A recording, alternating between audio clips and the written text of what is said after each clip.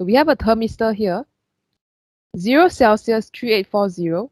Oh, we need to calibrate our resistor, because if I just measure 3840, I'm like, what temperature is this? So I need to boil water and associate, make a link. Oh, when it is 0 Celsius, it means I will see 3840. So I make a link, a connection. So actually, while I'm reading this, I'm going to start drawing a graph called the calibration curve. So let's draw the calibration curve right here. Nice and big. I think I will calibrate temperature theta in Celsius against resistance in ohm. Okay, let's see. So my first connection is when it is zero temperature, 0 Celsius, I should be at 3840. That's pretty high. 3840 ohms. That's 1 point up here. And at boiling point, okay, so I use another fixed point to calibrate my thermometer. 100 Celsius. Let's say it's somewhere here. My resistance is now 190. Oh, so small. So somewhere here.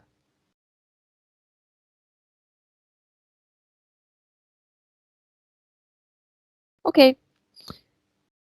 So based on these 2 points, actually, what we will do is we have to assume that the resistance of the thermistor varies linearly with temperature. We know that's not correct, but we will assume it's moving linearly.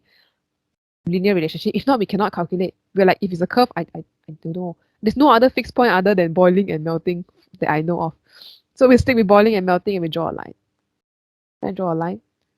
Right, can I? Oh. Let's put it.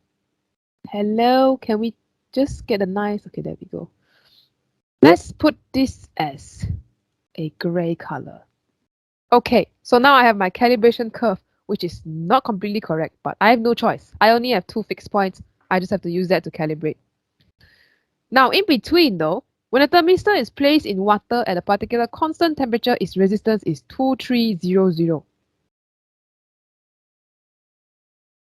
Assume resistance is linear with temperature, like a straight line. Calculate the temperature of the water at this 2300. So I have to look at my graph and I scratch my head and say 2300 is somewhere like, I don't know, here or something like that.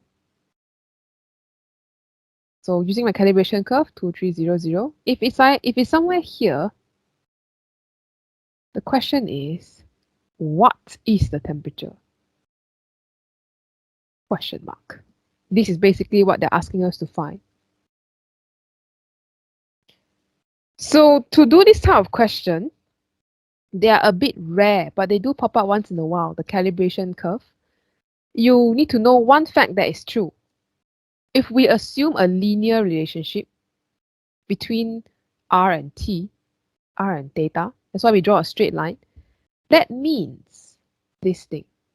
So I'm going to write here the first assumption, that the change in R over the change in temperature, which is the gradient, is constant. Okay, I want to write gradient, just say constant. And by the way, FYI, this is our gradient. Remember, you draw a triangle like this, find the gradient. This is change in R, change in theta. Lor. So you need to figure out a way to find that unknown theta there. There are a few ways to do it. Some are a bit more painful than the others. So we'll try to do the least painful method. Okay, but if this is the first time you're doing this, then you might feel like, wow, this one is a bit strange. Okay, so let's look at the triangles. So let's say I want to choose, let's say I choose this first triangle at this point. From this point to this point. So I can kind of draw a dotted line, triangle, and say, hey, I can find a gradient here using these 2 points.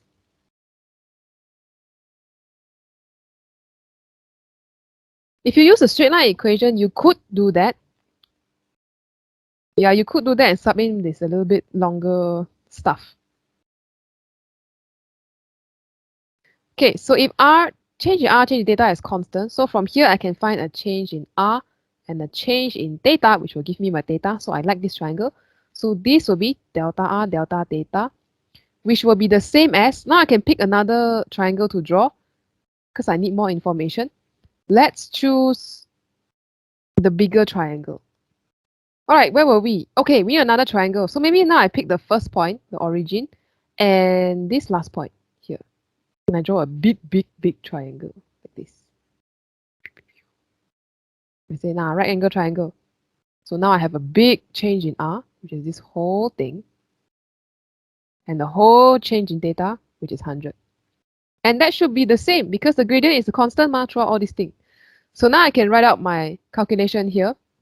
Change in R for the first one, that will be 3840 minus 2300 over the change in theta. So 0 minus theta. Yeah, why backwards? Okay, never mind, we change backwards. I want the x to be theta minus 0, x2 minus x1. So theta minus 0. Second point minus first point. So on top, that will be 2300 minus 3840. This is like finding gradient. If you're like, Miss, what is happening? How do you find gradient of a graph? I think it. So you find gradient of a graph this way. We do the same thing for the green triangle. Let's take 100 minus 0 for the temperature. And the y coordinate is this one, 190 minus 3840. 3840. Okay, so by equating or using the fact that the gradient is the same, I draw two triangles and then I find gradient. Which two triangles you choose will determine how complicated your working is. This is if you don't want to come up with a straight line equation and calculate plug-in values, you can use this method. Okay, let's rearrange. So if I rearrange this thing, I should be able to find my theta times 100. Okay, so this one, my theta would then give me, got 42.19. Did you get something similar? So if I round off, this should be 42. Now, if you decide to choose a straight line equation, you have to do a bit more work. You have to find y equals to mx plus c and find what is the x at 2300. Yeah, so you can, both ways, you can use shortcut with gradient like this, or you can find the y equals mx plus c. So this is actually the process where people go through. Here's a method if you sub in. The process we go through to calibrate some thermometer. I want to use resistance to measure thermometer. I want to use resistance to measure temperature. I make boiling, melting, and then I put 2 points, then I draw a straight line in between. If you want your calibration curve to be more accurate, we know actually this one is supposed to be an inverse relationship. If you want it to be more accurate, you need more data points, like more known resistance that is linked to temperature. If not, you just assume linear and just whatever lah, roughly lah, 42 Celsius. Okay, let's see the next part. So whatever method you use, make sure you know what it means. This graph here, this graph is important. Okay, part 2. Temperature of the water as measured on thermodynamic scale. Ooh, what that? That is Kelvin. The Kelvin absolute scale is 286. So this same water that we're measuring from part 1. By reference to what is meant by thermodynamic scale of temperature, comment on your answer in 1. Okay, so we have a container of water that our first thermometer, the thermistor, says is 42 Celsius. How many Kelvin is that? Do a quick check. 42 plus 273. 315 Kelvin. So one thermometer say, oh, the water is 315 Kelvin. But the other thermodynamic scale, some other thermometer measure, say, hello, it's supposed to be 286 Kelvin, which is 13 Celsius only. So there's a disagreement between what the thermistor measure and what the thermodynamic scale measures for us. What? So we have to comment on why they are different. So actually, if you remember, go and scroll back the Monday notes and see. we made a assumption that the calibration varies linearly with temperature. So something to do with, yeah, thermometric properties and how we actually calibrate these thermometers with only 2 points, melting, boiling. And then we draw a straight line. Hello, it's not a straight line. Why we keep drawing straight line? I don't know, because we don't have any other information. So that is a problem in calibration. We calibrate correctly, but we don't have enough information. So we got to comment on why there's a difference. Okay, so first once in Celsius, once in Kelvin, maybe we compare in Kelvin or compare in Celsius. So we can say that 286 Kelvin, which is what a thermodynamic scale says, it should be 286. This is not the same as the 315 Kelvin measured by a thermistor. So we state the obvious, not the same if you convert to Kelvin and compare. And why is that so? Then you say, must comment some more, right? So we can say that the thermodynamic scale does not depend. The scale, what am I writing? Thermodynamic scale does not depend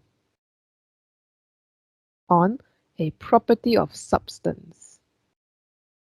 Does not depend on resistance, doesn't depend on length, doesn't depend on what else do we have?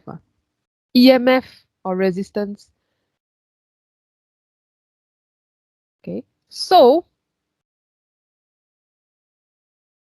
not so, and what's the problem with the other one? We are comparing resistance to temperature, and that's the other problem now. Change in a thermistor resistance is nonlinear.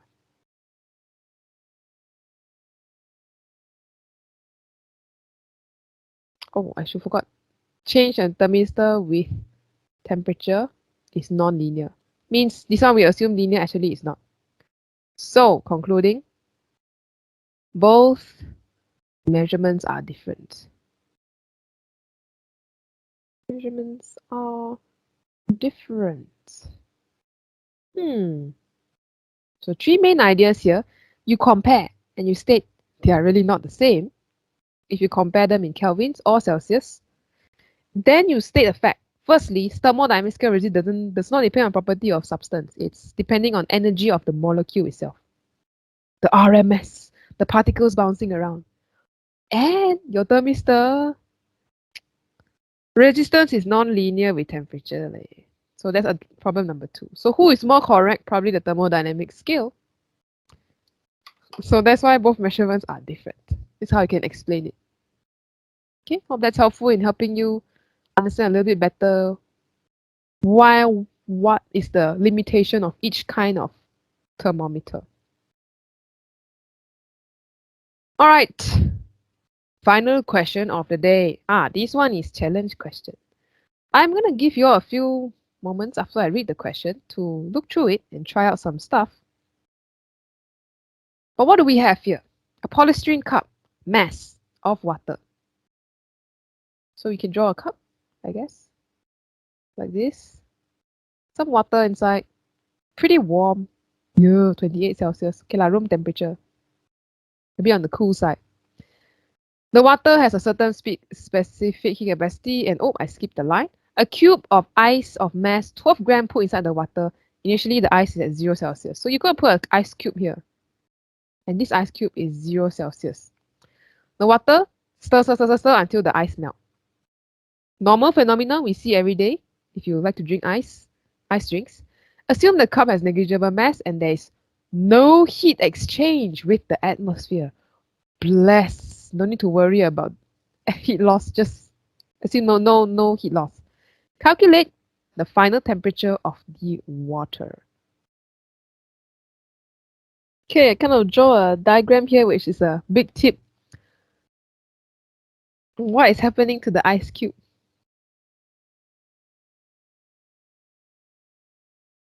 Okay, So hopefully you got a head start to read the question or try to sort in your brain what is happening here. Who is giving energy to who? So we look at the initial state. Before anything happened, you plop an ice cube in a cup of warm water. The net heat flow is going to go into the ice. The water is going to get colder than 28. It's going to get cold. That's why we put ice in our drink, right?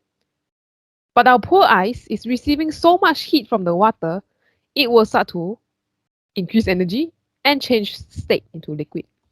So throughout this entire process, heat from the water is going into this ice cube. Okay, I'm going to call this melted ice. Until eventually, you reach a state where they both have the same temperature. The melted ice, have temperature same as the water. Then we are in equilibrium. No more melting, no more change in temperature. So we want to find that theta F. So we'll see whether you try out something, whether you manage to capture the whole picture here. So who's giving heat? The water. So this water is giving heat to the ice. So I'm going to start with this. It's going to be a loss of thermal energy by the water. Where did that energy go to? So there's a gain in energy in the ice. We'll start with the energy conservation, nice and simple.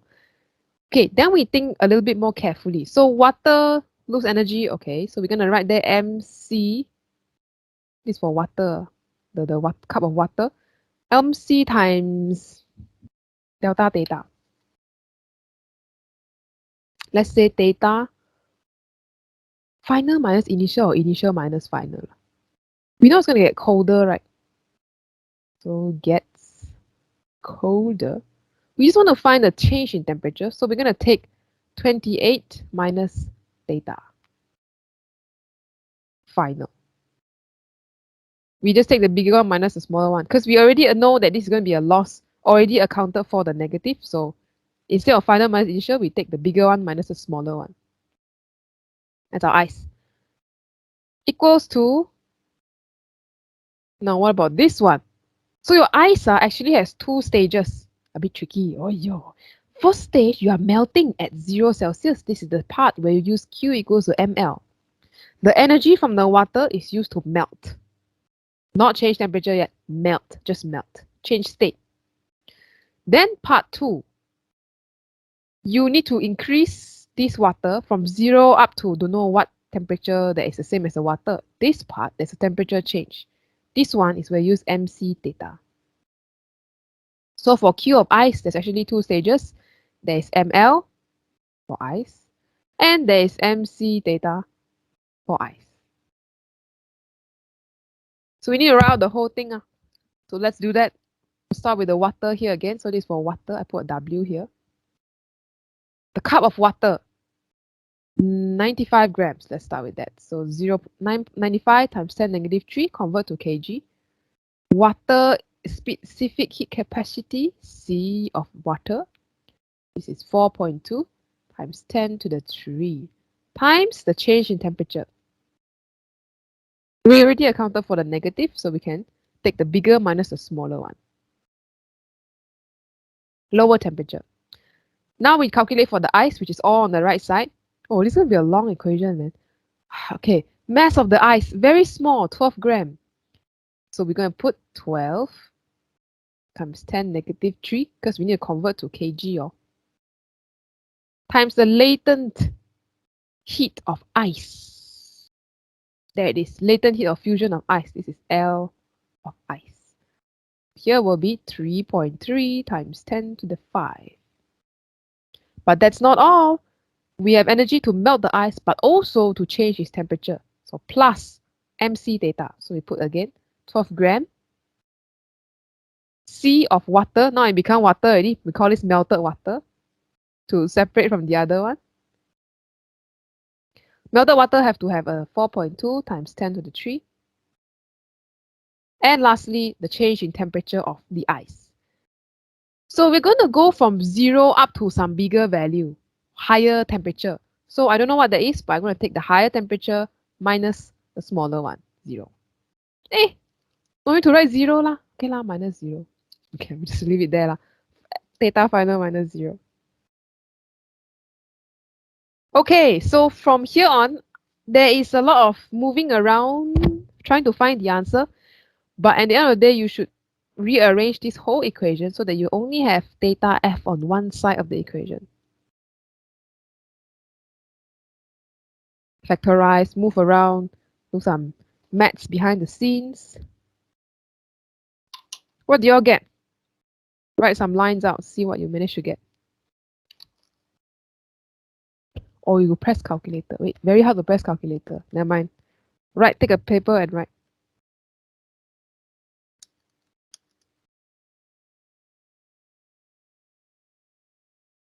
Another variation some people may do is instead of finding this, you just write delta theta. Then from delta theta, you find the answer. That may be a bit shorter lah for some of us. Or. This one is all in one, write everything. So I got, after rearranging a few lines, now let me double check. 16 Celsius. So this is a few lines of maths later, but there's not enough space here. You should get 16 Celsius at the end.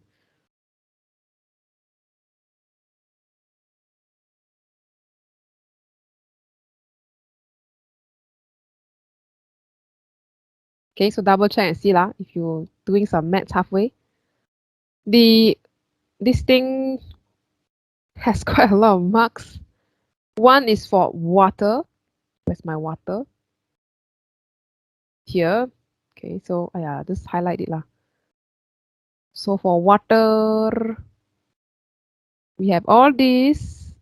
That's 1 mark. For our ice, we have 2 parts. So actually 1 for each. This part got ml is 1. This part got mc theta is another 1. So 1, 2, 3, and then final one is final answer.